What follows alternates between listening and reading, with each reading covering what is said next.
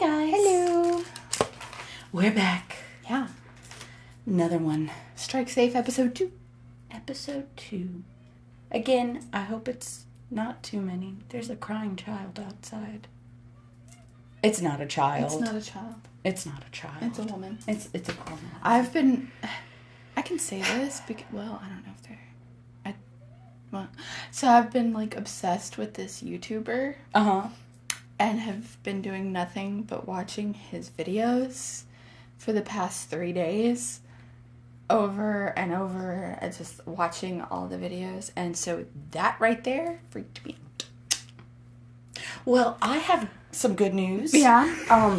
Dropout was approved by SAG. Hey. They can keep producing and promoting. Good. They don't fall under the categories of what they're striking for. Good. So I can openly say I have only watched Dimension 20 for like 2 weeks.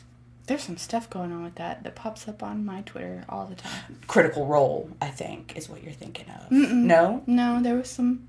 Like a bad? No. Oh, okay. Just stuff. There's a bad about Critical Role. Oh. Like having to go back and delete episodes of where a guy, there's one particular guy was in a campaign. Fun. But I watched one clip of him and I was like, oh, I don't like him. Yeah, no. I don't like him. Yeah. But yeah. Yeah. So yeah, I can safely say I've been watching a lot of Dropout. I've just been watching this one person on well, 2 people, but neither have posted in a month because they joined forces. Love! So... That's adorable. And I found out they're close by, so just... Yeah. Mm-hmm. Take a trip. Oh. Yeah. I like that. You too. I like that a lot. So, we, as adhering to the strike rules, we're not promoting movies or TV shows of any kind. Nope. So we're doing books. Mm-hmm. Which is good and bad. Mm-hmm. I feel like in a movie, if a scene gets to be too much, you could close your eyes or look away and mute it. Yeah. You can't with a book. No. You know? No. I don't know about you, but I think that there needs to be a service similar to Does the Dog Die? For books. There's, was it called booktriggers.com? Yeah. There's that. But there's, like, not a lot of traction. No. Some authors are really cool and they put trigger warnings. But some don't. Some don't. Most don't. It's rare for one that does. Yeah, I don't know. I feel like my triggers in movies don't translate in books. Yeah. Like, if I'm reading about it, I'm like, you know. Mine's almost more poignant in book form. That's fair. Yeah, that's fair. I can see that. And... Yeah. Yeah. Mm-hmm. We'll get to it. Yeah. We'll get to it. But we're going to start with... Yeah. White Noise. Yeah. Not the movie. Not the book. I haven't seen the movie yet. I want to. I want to talk about it, but I can't. Yeah. So, yeah. White Noise, we have a really eclectic family. Yeah. Brady Bunch style. Yeah, very Brady Bunch style. Yeah. Except for the dad's a professor of Hitler. He's a Hitler professor. He's a Hitler professor. I read that one in a day. Mm-hmm. Like, I was like 12 hours. Yeah. Like a full 12 hours, but I read it in a day. And for the next 2 days afterwards, I was like, he was a professor of Hitler. Mm-hmm. Not World War II. No. Not history. No. Hitler. Mm-hmm. And he was best friends with a professor of Elvis. And also car crashes. And children. Murray was kind of cool. I loved Murray. Murray was my favorite character. He was... Well... Oh, no. I feel like my favorite character, you're going to go, what? And then I'm going to have to tell you, and it's going to be kind of sad. Mm-hmm. My favorite character was Steffi. One of his toast? Yeah. Burnt Toast Girl? Burnt Toast Girl. Yeah. They talked about how she would get, like, super uncomfortable when there were embarrassing moments on TV and how she would cry over commercials. Yeah. Hello. Yeah. And then at one point she said, I think I might be the only person that likes Wednesdays. And I went, me too. Yeah. And I like Wednesdays because Wednesdays is when we record. Yes. And it's, I just love you. I love this book. It was a good one. It wasn't an easy one. No. It's mouthy. Very wordy. Yeah, Yes. wordy. Mm-hmm. But then again, you have to remember it's from the point of view of a Hitler professor. Hitler professor. Not just a professor. He's a professor of Hitler. Yes. And he wears a weird robe thing. Yeah. That he loves. He loves. And the dark glasses. Very, very, very, very. But I love through the entire book. Like, yes, he is a Hitler professor. But there is nothing in the text that implies he is a Hitler apologist. No. Nothing. No. You don't know. You don't know. Does he think Hitler was a cool guy with some cool ideas? Or does he think Hitler was the worst person on the planet? You don't know. No, yeah, you really don't know. You don't know how he feels about him. You just know he knows a lot about him, except he doesn't speak German. Yeah, he cannot speak German. Mm-hmm. He's a professor of Hitler. He's a professor of Hitler. I can't get over it. I just can't get over it. But yeah, so we've got our cute little Brady Bunch house who are all way too smart. Yes. Everybody in that family is too smart for their own good. Yes. Especially the kids. Yes. Look at old Heinrich. Heinrich. Mm-hmm. Heinrich scared me. Yeah. Heinrich scared me. A little scary. He was given dictator energy, and that's what happens when you raise children and you're a professor of Hitler. Yes. I'm just saying. But then, a train crashes, and there's a ominous pillar of smoke. I love how they constantly update the name of what it is. Yeah. It's a plume now. It's a plume It's a now. plume now. But it's so very, I don't know.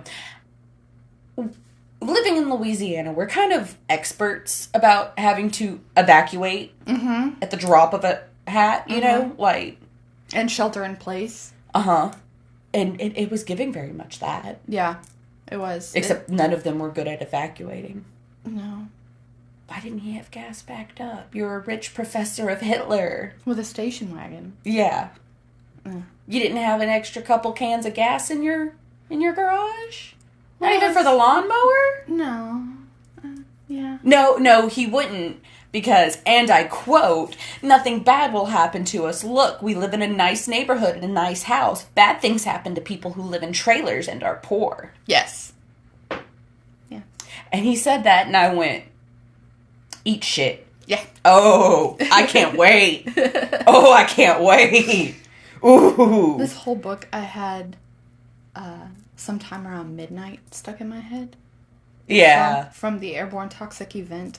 Yep. Because they call it an airborne toxic event. And I just kind of love that. This was very, could have been written about COVID.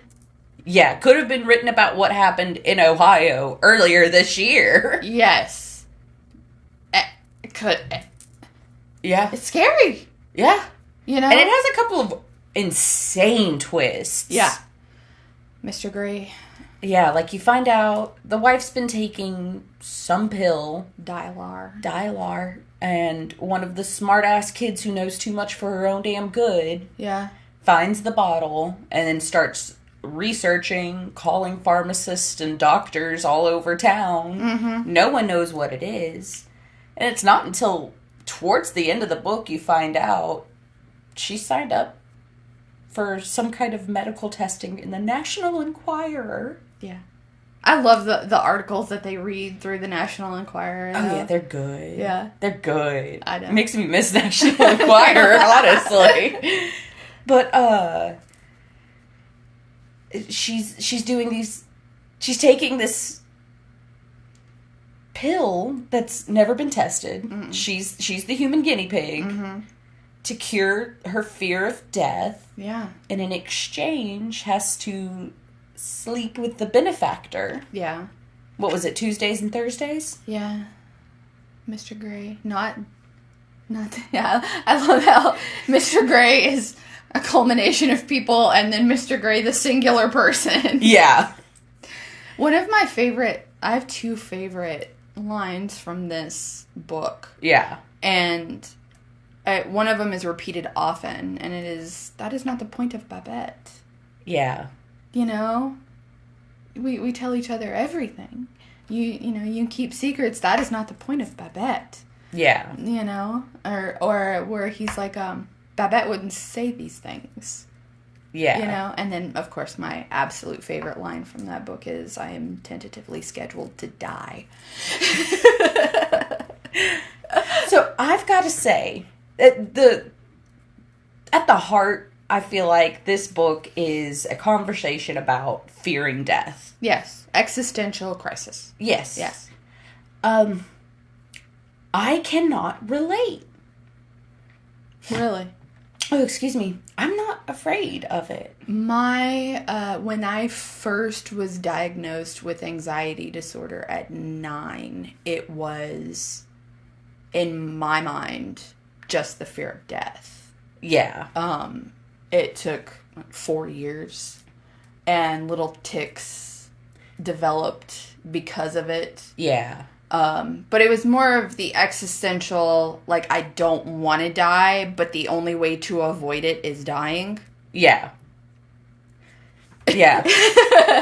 and you know, it's that kind of catch-22. Yeah. That when I was young, I was like,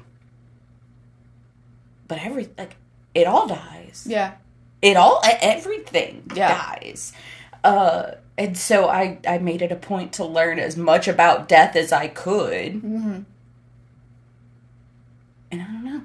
Yeah. No, it was...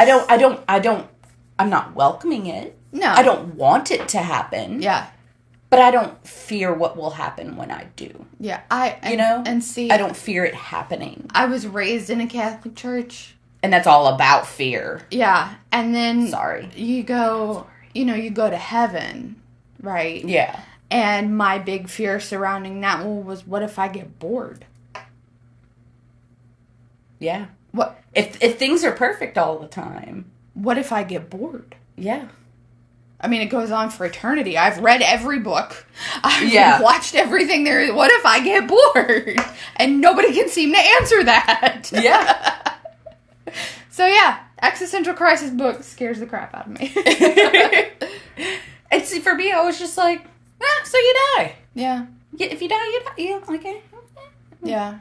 And again, I watch a lot of morticians. Yeah. And listen to a lot of Bailey Sarian. Yeah. And, oh my God, my AC just kicked on and it scared me. That I'm afraid of. Dying. Watch the YouTube videos I've been watching. Yeah. You will... Do I need another reason to be afraid of Vince other than X-Files? It's this year. Oh. Isn't it? Yeah. Isn't it this year? I think so. That Stretch comes back? It's either this year or next year. I'm gonna have to watch again. I'm gonna have to find out. I'm scared enough of that actor. Yeah. Don't give me any more reasons. Arrest him now. Okay. I gotta say, this one did give me something very fun to think about. Other than death. What? It gave me a whole new conspiracy theory on Marilyn Monroe and Elvis Presley's death. Yeah. It said, it was saying, they stole the Shroud of Turin. And that's why they were killed. Mm-hmm. And I'm like, I haven't heard that one before. That's a first. Let me go down that rabbit hole. Right? And, when it comes to Elvis Presley and Marilyn Monroe conspiracy theories, I thought I had heard them all. Yeah, no. Not this one. Not this one. I love it. I don't know. I find this book also weirdly comforting. You know? Yeah. the family dynamic. Yeah, it's chaotic, but it's loving. Yeah. Yeah. And there's never... I mean, there's turmoil, but never massive. Yeah. You know? Yeah, because even when he finds out, Yeah. he's still just kind of like... They worked through it, kind of. Mm-hmm. They both needed therapy Yeah. afterwards, for sure. Yeah. And I don't think either of them got it. No, and Murray and his sniffing of the groceries. I relate. It's one of my favorite things. Where him and Babette are walking around the corner and he's just pulling stuff out of her cart. And like just smelling sniffing it. And then making notes on how everything smells. Yeah. I loved that. I love when he says that woman has important hair. I know. That's... I want somebody to tell me I have important hair. I know. I don't look important today. It's too hot to look important today. It's so hot. It is so hot. We are getting up to 116 today, so... Pray for us. Yeah. Just Pray for us. Mm-hmm. I think my biggest pet peeve was when they were evacuating. Mm-hmm. And they go from the Boy Scout camp Mm-hmm. to Iron City. And they're like, oh, that's far enough. Yeah. No, that's not how evacuating goes. You keep going until you can't go anymore. Yeah, we know that. Yeah. We know that very well. Mm-hmm. Because things shift. Yeah. Looking at you, the Gulf. I hate you. Yeah. Thanks, El Nino. Yeah. But no, I feel like this book is definitely horror, Yeah. but with a side of other things. Like, it's a psychological horror. Yeah. It's like, it's really all of the worst things you could imagine happening. Mm-hmm. Like, Yeah. big chemical explosion event. Yeah.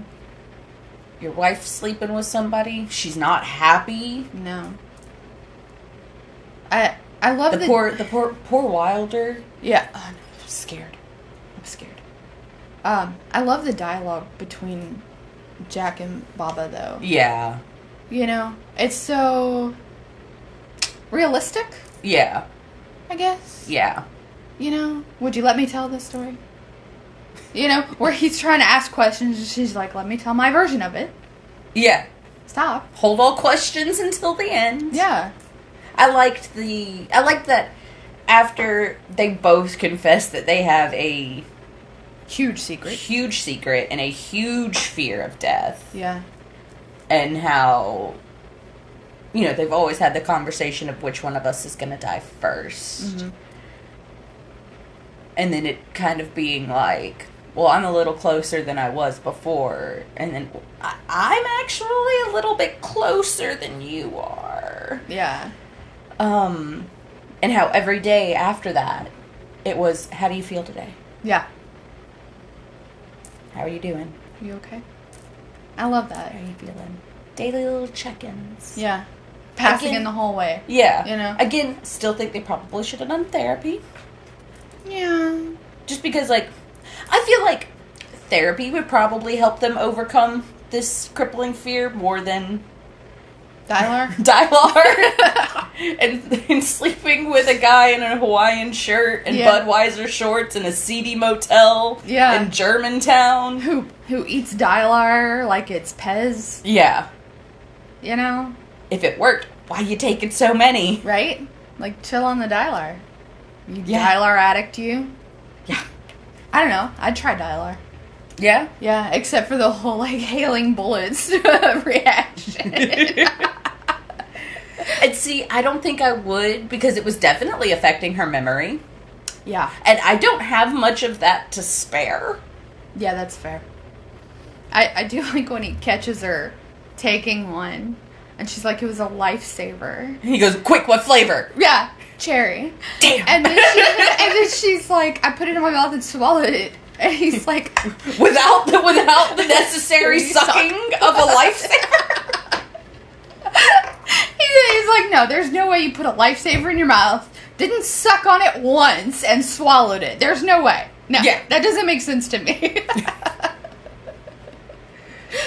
Oh, man. Yeah. It was funny. It was funny. I love the conversation between him and Heinrich about, is it raining currently? Yeah. Oh, my God. He's like, you can see that it's raining. And he's like... Who's to say it's raining? Could be acid. What is rain? First we have to discuss what is rain. And who is this person asking me, gun to my head, if it's raining? Maybe he means somewhere on a planet where it never rains. Right. Fucking teenagers. I know. Oh my God. I know. Like, I hate them. that is almost verbatim a conversation I would have with my 14-year-old. I've heard that conversation between my brother and my dad. Yeah. What is rain? What is rain? It's like what is wet? Like, is water wet discussion. Yeah. I was really, really hoping they would get into it in this book about is water wet. No, but they gotta know a lot of other ones. Right. Ugh. Did they ever tell us if sheeps have... Lashes? Yeah. No. I still don't know. I think they do. I think they do too. I would like to imagine... Because I want to imagine a little baby lamb with really big eyelashes going... Ah. Yeah. Yeah. And like... With the big Yeah. eyelashes. Yeah. And like without the eyelashes, it's not as cute. No, it's not. It's kind of... Yeah. Yeah. A lashless lamb. A lashless lamb. So yeah, if you like the Brady Bunch and you like apocalypses and you fear death, this book is for you. Yeah. Go find some Dylar. Oh God. Mm-hmm. Oh God. Yeah, I know. Just imagining how that motel room must have smelt. Mm. Yeah. A middle-aged man living in a motel. Living off of Dylar. And again, I must reiterate this. A Hawaiian print shirt and Budweiser shorts. Yeah. That in itself gives a smell. Yeah. You know, when everything's smooth going, right? But what really bothers me is that the last thing he says to her in the book is wear your ski mask. Yeah. And that's like the last thing he says to her in the book. And that breaks my heart. Yeah. Because you need to see how the movie ends. Because that's a much calmer conclusion. Yeah. Yeah. It did really feel kind of open-ended at the end. Yeah. Because, like, we didn't get that resolution between them. Yeah. And between Professor Hitler and Baba. And Baba. But I wanted it. I do too. I wanted it. In my mind. Because that's what they do. Yeah. That's what they do. Yes, this is the point of Babette and Jack. Yeah. And I didn't get it. No. This is not Babette and Jack. No. Babette and Jack make up. Babette and Jack talk things out. Babette and Jack communicate. This is the point of Babette and Jack. Yes! I know. Watch the movie. I'm gonna have to watch the movie. You don't watch You the don't movie. watch it. Read the book. Yeah. Here's your book back. Thank you. Now we get to talk about my book. That's your book back. Tender as the flesh. Was not what I was expecting to know. Okay, if you were on Patreon, you saw on Patreon how I read the first line of the book and then the last line of the book, and how I went, I didn't, After actually reading the book, that last line hit a little too hard. Yeah. Let me tell you what happened. I read the book, right? And I was fine through the majority of it. Yeah. You know, yeah, it was gross. Yeah, it was weird. Yeah, it was a little nauseating here and there, but nothing too bad. Yeah. And then the last line happens. I stop myself from throwing the book, and immediately explain the entire plot to my entire household just so they can understand why the last line shocked the hell out of me. It's shocking. Yeah. So, okay. So you can understand why it's shocking. Our main character, Marcos, he's a relatable character at the beginning. He's going through the motions. He's doing what he has to do for his family. Mm-hmm. You know, and it's very obvious he doesn't like what he's doing. But he works in a meat processing factory. Special meat. Special meat. In this world, though, all animals have this virus that kills humans. So, to still have meat, they eat humans. They don't say they eat humans, they eat special meat. Special beef. Yeah. Yeah. And, mm-hmm. But you know, you hear that, and you're like, oh, okay, you know, the world's turned cannibal. But you don't realize they use humans for leather. Mm-hmm. They use humans for milk. I'm like, oh, okay. It never dawned on me that any animal product, yeah, byproduct, touching it could get you. Like, I mean, people in the city were walking around with umbrellas, so bird poop couldn't get on them. Yeah. So, like, I never expanded on it when I was thinking about, like, oh, it says I have to eat people now. You don't really expand on it until Marcos is having that conversation with his boss, mm-hmm. where he's like, see, this is the kind of skin that we need. Yeah. When you go talk to our supplier. At the tannery. Yeah, tell him, I need this skin and I need this skin. Yeah. And as they're describing the skin, you're like, oh. Yeah. You don't really process that as being part of it until he lays it out for you, and you're like, oh. And then the secondary realization hits that the way that animals who were raised to provide meat, milk, skin, all those things, that's how humans are living. Yeah. First generation pure. And they cut out the vocal cords of these heads of cattle. Yeah. So they can't scream. Yeah. Or talk or have ideas or think. Yeah, so they can never learn to articulate the things that they're feeling and seeing. There are breeding farms like there are with animals, mm-hmm. that are bred to be raised to be slaughtered. Yeah. And some are given GMOs so they grow faster. Mm-hmm. Some are not. It's disgusting to think about.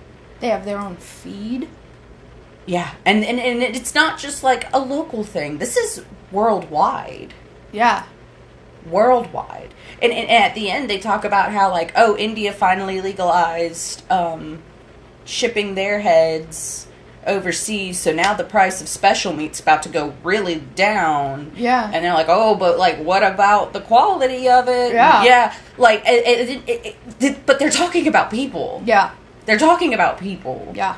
And it's awful. And the first thing I have written down in my notes is a quote from the book, which is, teaching to kill is worse than killing. Yeah. And it's Marcos grappling with, I know this isn't right. Yeah. What are you going to do? But yeah, what is he going to do? If he doesn't work here, his dad's going to go to another nursing home that he can't afford. Yeah. But those nursing homes get raided by savages, quote unquote. Yeah. Or scavengers. Yeah. Who are desperate for meat and will get it from anywhere. So they will rob nursing homes of old people. Yeah.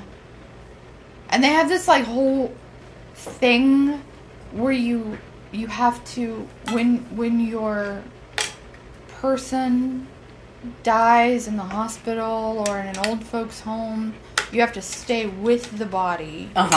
Travel with the body. Go into the crematorium. Watch the body be cremated. Mm-hmm. To prove that they weren't stolen for meat. Yep. And he talks about, so he has a child that died at a very young age. Yeah. And he talks about the funeral for his child where they buried a little casket. Mm-hmm. And then once everybody left, they dug it back up. Mm-hmm. took the body out, took it down to the crematorium, and it's like, the lady at the nursing home even tells him, like, there won't be a hearse. You can't use a hearse. It's a target. Yeah. So, like, it's dire, you know? And he loves his dad. He wants the best for his dad. I hated his sister. Hated his sister so much. I didn't know how I felt about the wife, because she, after their kid died, she goes and stays with her mom and doesn't come back until, like, the last 5 pages of the book. Yeah. I didn't like her either, though. I don't know. I can't judge. Yeah. How somebody reacts to that. So. Yeah. You know? Because I God knows what I'd do. You know? So. Shit. Yeah. But yeah, he gets a gift. He gets a really messed up Yeah. gift. He calls her Jasmine. He names her. Names her Jasmine. They're not supposed to do that. Mm-mm. He's gifted a first-generation pure head. Yeah. Who's a woman with no vocal cords. Yeah. Who knows nothing. And who's Because grown up in a breeding facility. First generation pure means she's non-GMO, bred in the breeding. Mm-hmm. Has never known anything other than The factory. being a head. Yeah. And so yeah, he's got Jasmine. Mm-hmm. His head. Mm-hmm. At first, he's kind of like, I don't know what I'm gonna do. Like, I don't want to eat it. I don't want to sell her because I'm just giving her to somebody who's gonna eat her. Yeah. I can't let her go because they track all of that stuff, you know? And... But how's she gonna survive on her own if he does let her go? Yeah. She can't do anything. He tried to at one point. Yeah. And she didn't know what to do, so she just laid down next to him outside. Yeah. And he did, I guess, what a man do. Yeah. What did they call it in the book? How did they call it in the book? Let's see. You're not supposed to have been enjoyed. Yeah. He enjoyed her. Well, his wife says, how could you have been with a female? You're sick. Yeah. He enjoyed her. Yeah. But there's no telling if she enjoyed it. She can't say yes or no or stop. No. But I have a feeling she had no idea what was happening. Yeah. So, like, okay. Yeah. No comprehension of the act itself, so. Yeah. It's horrifying. Yeah. It's horrifying to think about. And he, moves her into the house. Mm-hmm. Makes her a little padded room with a TV. Teaches her stuff. Mm-hmm. Which, looking back, makes it really horrible. Yeah. Like, you kind of think he's falling for her. Yeah, you really do get that sense. You know, anytime he's not at home, he's talking about how he's checking the cameras to see if she's okay. Yeah, and he nurtures her. Yeah. And she can sleep by him at night, and he worries about her safety. Yeah. He wants her to be healthy and clean and, you know. Fed. Yeah. And his job starts suffering because he's more concerned with Jasmine's well-being. Mm-hmm. And then it all goes to shit. It all goes to shit. It all goes to shit when his dad dies. Yeah. Starts off. Well, before his dad dies, I want to rewind because I have a theory. Mm-hmm. But to get to that theory, we need to talk about some stuff that happens. On the way to his dad's nursing home, there's an abandoned zoo. Oh. That he goes to visit because that's where his dad used to take him after his mom died, and it was kind of the first place he ever felt happy again after his mom died. So it was a very special place for him and his dad. So it would make sense that he would want to go. And he would go and just, you know, revisit all of the now abandoned exhibits. And one time he goes, and there's a bunch of puppies. Oh, I love the puppy scene. I loved the puppy scene. Well, the first puppy scene. Yeah, he plays with the puppies, has a pretty good time with the puppies. Names them. Comes back. Kids are being assholes to the puppies. And I don't want to repeat it, so I'm going to leave it at that. Mm-hmm. But while he's playing with the puppies the first time, he talks about how they're, like, nibbling at him and stuff like that. And then his dad dies. Mm-hmm. And it's around the time that his dad dies that he talks about how he has this cough and this kind of, like, rattly stone feeling in his chest. You think? I think. Because there's talk throughout the whole book about people thinking this virus isn't even real. Yeah. Which, again... is another terrifying thing to think about, that the government made up. Well, and... a virus just to kind of get rid of the lower class. And both of these books draw parallels to COVID. Oh, absolutely. Absolutely. We kind of... Yeah. I don't know how we did it this week. I don't know. But we... Yeah. We kind of... Yeah. Yeah. So you think he got sick? I think it's a possibility that he may have had the virus.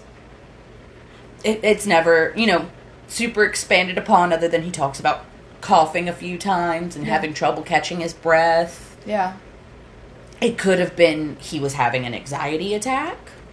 In that world, I mean, very plausible. Yeah. I don't know. It's possible. It's possible. Is there going to be a sequel? I hope not. I hope not. I'd read it. I'd read it, but I don't want to necessarily. But yeah, so his dad dies. He is finding himself in these situations with some really awful people for work, like having to go talk to the guy who runs the hunting grounds where people, in order to pay off their debts, will be like, I'll go be prey in your game. It's the dangerous game. Mm-hmm.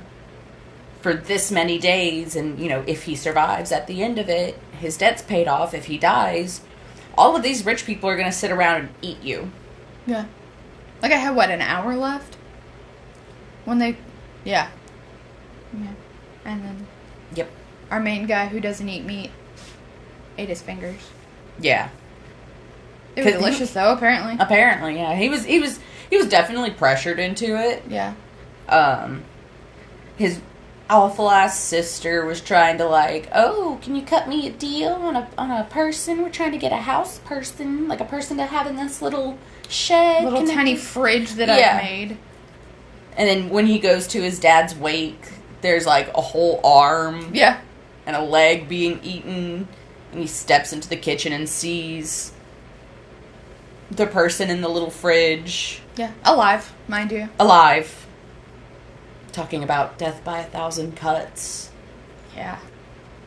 As a way of, like as a cookbook. Yeah. As a cookbook guide. And it's so foul. Yeah. It's so foul.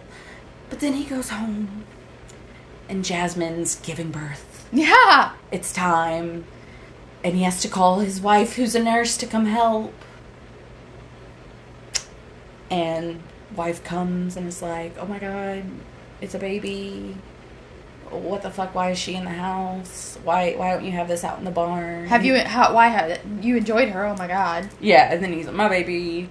And then it's our baby. And then she's like, oh my god, it's a beautiful baby. Yeah, it's our baby. Oh my god, you got me a baby? And then in that moment, Jasmine's desperately reaching out for her baby. Because even though she doesn't know anything, you can't deny that connection. Yeah. That any mother has to a baby. Some. Yeah, true. Some. Postpartum depression sucks, guys. Yeah. Some. And he takes her hand, whacks her across the head, and drags her out to the barn. And his wife's like, what are you doing? She can give us more babies. Yeah. And then we get the last line of the book. She had a human look of a domesticated animal. Mm-hmm. Did I get it right? I think so. Let's see. She had the human look of a domesticated animal. It stuck with me, guys. Oh, yeah. It stuck with me, guys. Yeah. It's heavy. Heavy. Because, again, you think this whole time he's falling in love with her. Yeah.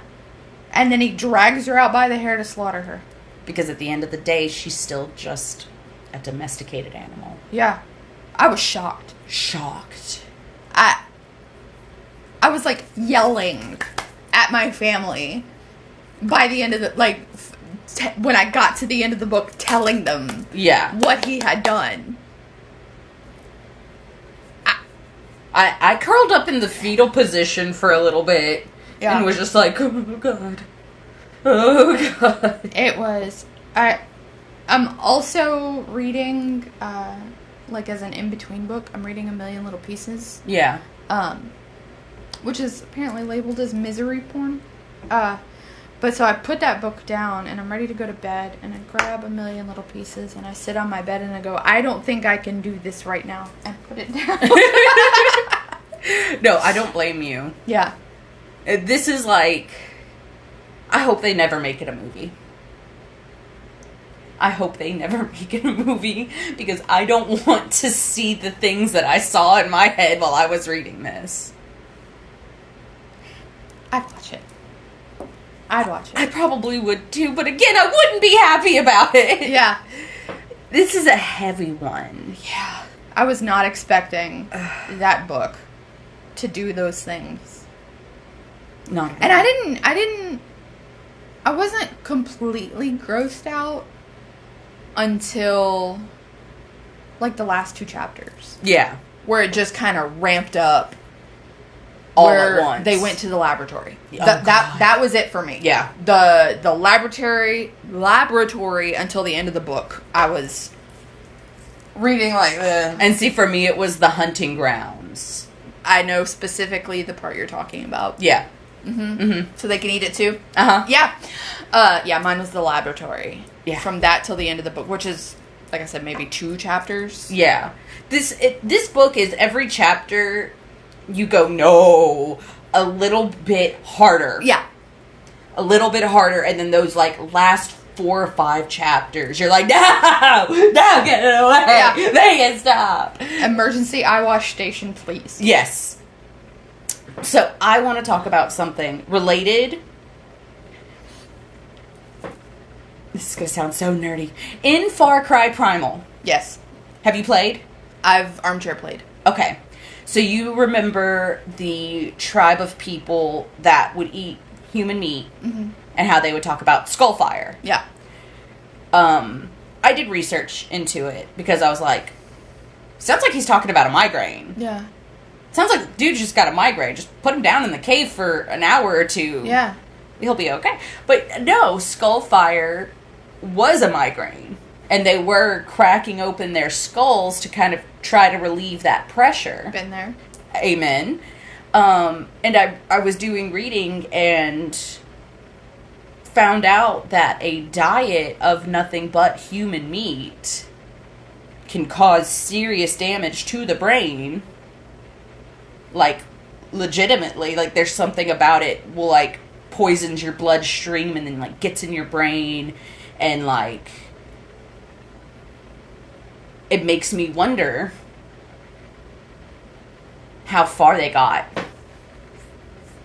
You know, like, how many more generations of this before you have a generation of people who are like, oh my God, these migraines, will you please crack a hole in my skull? I'm just stuck on the thought of being made of something that if you eat it, it'll kill you. I mean, in excess... It'll kill you. Yeah, but, like, you're made of it.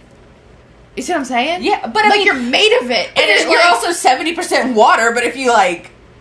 I mean, you still immerse yourself in water. But, like, it's touching me at all times. But that's yours that's touching you at all times. So... The little lady that just went down screaming down the street, would you want to eat that? No. Exactly. So, but what if I overdosed on my own meat? Is that possible? Or is it simply eating a... See? Yeah. It's a lot of questions. It's a lot of questions. And I don't take part in the devil's lettuce, so when I get questions like this, I'm bothered. Because normally you could just chalk it up to, Yeah. she partook a little too much. But you mean me? That's not the case. Now, I used to partake. Yeah. So I understand the train of thought. Yeah. I wonder if it's residual. Maybe. Like, once you have opened that part of your thinking, is it like forever open? Maybe it's like how they say if you've ever done acid, it stays in your spinal cord, and you can't be a pilot. Yeah, because the elevation will trigger release it. Yeah, I actually was friends with someone who used to do a lot of acid, and we were somewhere, and he popped his neck and started tripping. No way. Yes. So, I wonder, maybe you've just unlocked that part of your brain having those thoughts. Yeah. And then it just remains open. Maybe. So now I'm going to go home and ponder. How much of yourself could you eat before you went insane? Yeah. Huh. Huh, indeed. Thanks, book. Like I needed that. I don't have a lot to thank this book for. I'm mad at this book. Yeah. I'm mad at it because it was amazing. It was great. Yeah. I recommend it if you have a strong constitution. Yeah. Give me a con save. Yeah. Again, I was fine until the last 2 chapters. Yeah. And then suddenly I was not. And it was too much. But I powered through. Yep. And I'm none the better for it. Nope. Well, it was a wild ride. Yeah. Both of these books were a wild ride. Yeah. In different ways. Yeah. But seemingly so similar. The same. Because they both dealt with the COVID-like existence and then the aftermath. Yeah. The new normal. Yep. So, great. I'd read this one again. I'd read White Noise again. I think I would. I don't know if I'll read that thing again. I think I would. But in a... I would, but specifically to try to find any evidence to support my conspiracy theory that the virus may have been real and that he may have had it. I tell you, I just got a book that is the Senate Committee's report on torture. Yeah. I'll just read that. Yeah. Instead of reading this again. Fair enough. Because as far as I know, they didn't eat any of them. As far as you know. As far as I know, I haven't read that far yet. Yeah. Yeah. No telling. No telling. No telling. Alright guys, if you want to know what we're doing next week, you want to read along, well not next week, 2 weeks. Yeah. Read along with us, head on over to Patreon. Yep, here's talk about other stuff. Yeah. We'll probably go off on a tangent or two. I'll reveal the YouTuber that I have. Yeah, I'm curious. Yeah. I gotta know. Yeah. I'll reveal the YouTubers I have, and then we'll go home and continue to. Uh-huh. Yeah. Yeah. Mm-hmm. Sounds about right. Yeah, and by the way, we're not changing that.